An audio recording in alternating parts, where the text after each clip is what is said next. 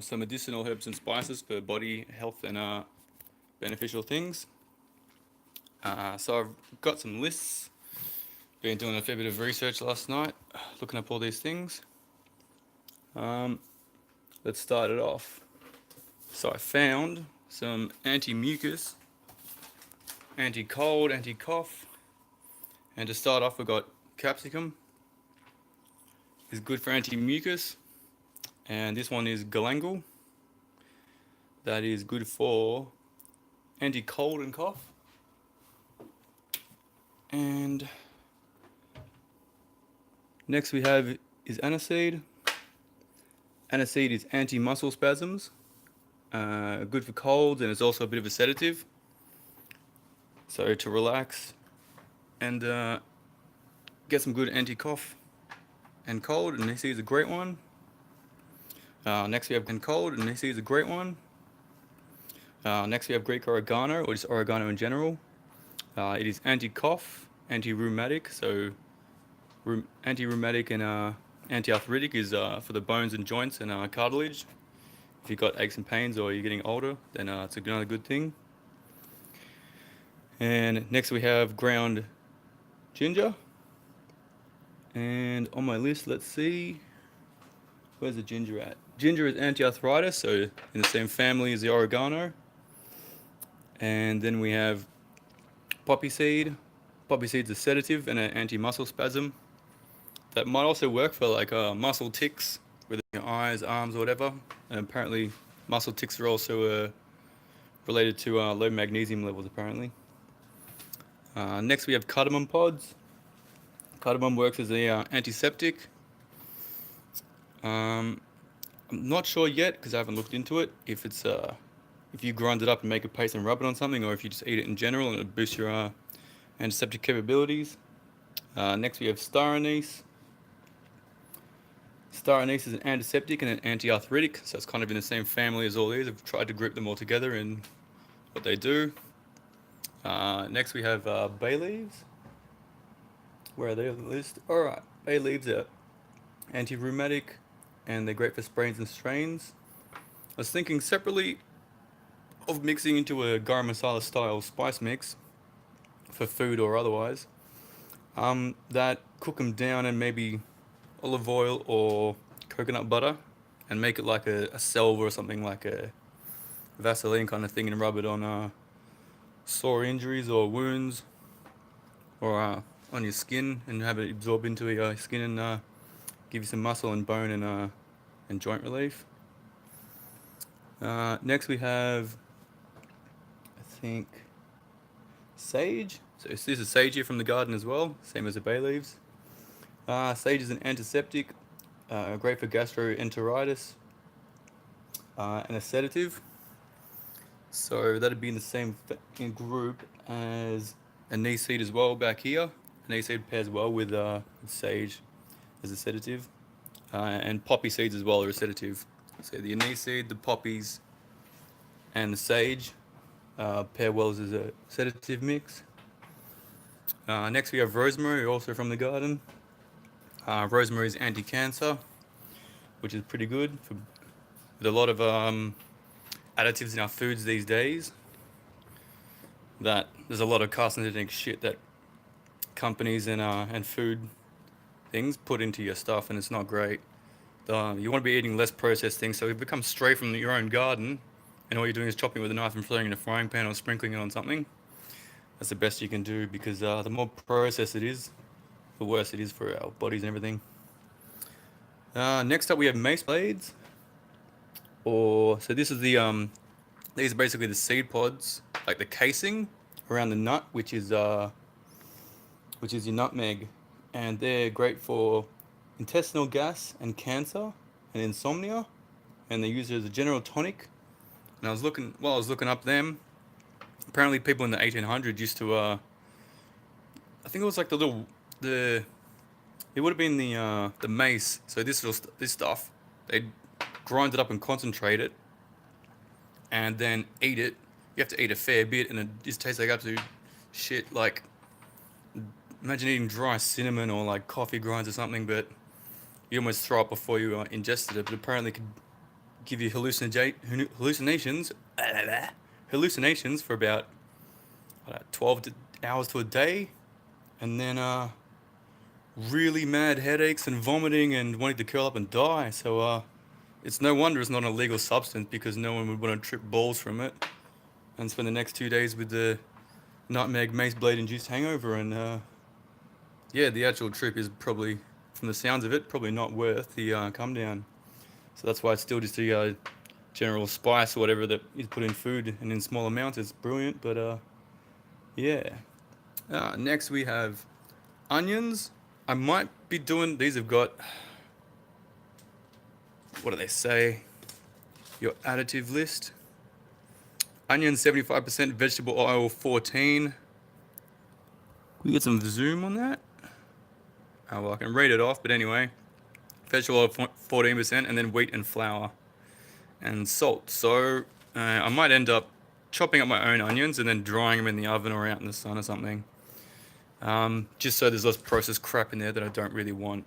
And so onions, and where on the list are they? Onions and shallot are great for colds, anti-cancer, and asthma. And I think they're my only ingredient that I found and picked out and have at home that is anti-asthma, so that's another good one. And it adds another one to the anti-cancer list, which is brilliant.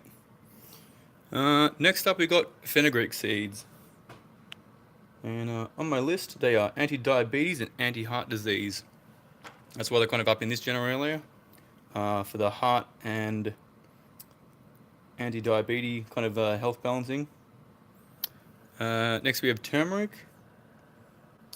Turmeric is great for anti-arthritic, so it's in the joint pain kind of category of all the rest. And antioxidant, so as your body does, I think it's breaking down things in the body, and if they oxidize, they can help microbes or something, or bacteria or whatever, go free radicals, you know, all the free radical ads and stuff like that for Inner Health Plus. Basically, as things are converting into other stuff, they go a bit rogue, and it's not great for your body. It can actually wreck your inner body balance and health. And the turmeric's also anti-cancer, so another good cancer booster, which we need in this modern age of processed things. Next we got garlic powder, and garlic is anti-blood pressure, antimicrobial, defense against cancer, and it also reduces the fat in your blood, which is like clogged up fat blocked arteries, and plaque and stuff in your arteries as well. If a bit of fleck of plaque or fat comes off in your veins or arteries and it goes somewhere and it clogs something up, you could have a stroke or whatever as well, which is not great for longevity of life. And anything else for garlic? And it's great for heart disease immunity, along with fenugreek as well. So they pair together really well. Next we have mixed pepper. And on the list, where is my pepper at? Peppercorn is antimicrobial, bit of an antiseptic. Next we have cumin seeds, and cumin seeds is like an immunity boost, which is always a good thing to have paired with the antibacterial and antimicrobial things. And lastly we have cinnamon, and on the list cinnamon is used for like speeding up of body healing. You could also pair that with Australian paper daisies, which are the oils in their petals. You can extract the oils from that and rub them on skin, on scars and bruises, because they're great for reducing scarring and bruising and healing quicker as well.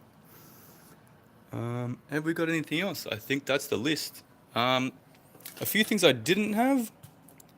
One was because it was expensive. It was saffron, and saffron is a anti-rheumatic, but I've got so many other things on the list that are anti-rheumatic, so scratch that off. Horseradish I have in the garden, antimicrobial, so that'd be 1, 2, 3, 4 thing list that would be antimicrobial, so I've got a fair few of them, but horseradish is a really great one.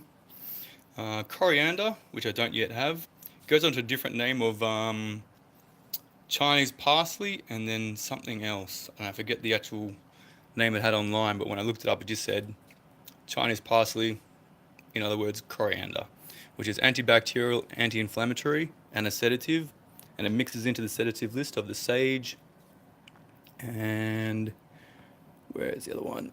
And the anise seed. And yeah, so this is my list.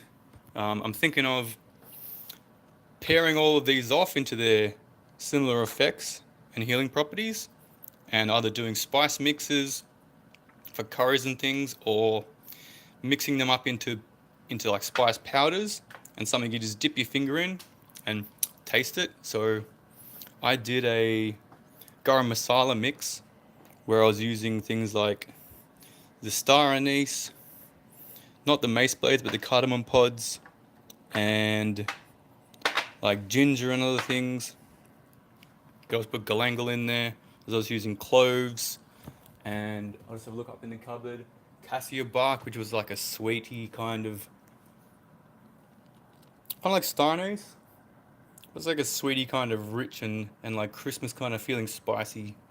Curled up bark kind of looks like cinnamon, but is like way cooler and tastier.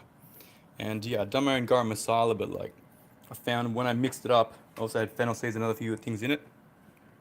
That when I dipped my finger in, it had a taste to like, should I put anything else in? Gave my tongue a tingle on the roof of my mouth, and like had a tingly shiver up the back, and then all the prickles, like started getting prickles up my skin and onto the top of my the crown of my head as they rushed up there. And then my body felt really warm and like perked up. So energetic spice mixes that are both medicinal, healthy, and helping the immune system, and antiseptic and anti-muscle spasm, and sedative relaxants for just chilling out, because we have a lot of stress in our lives as humans these days. That if I could maybe get a combo kind of tasty batch together, that it's something that you could just have a lick of to pick me up.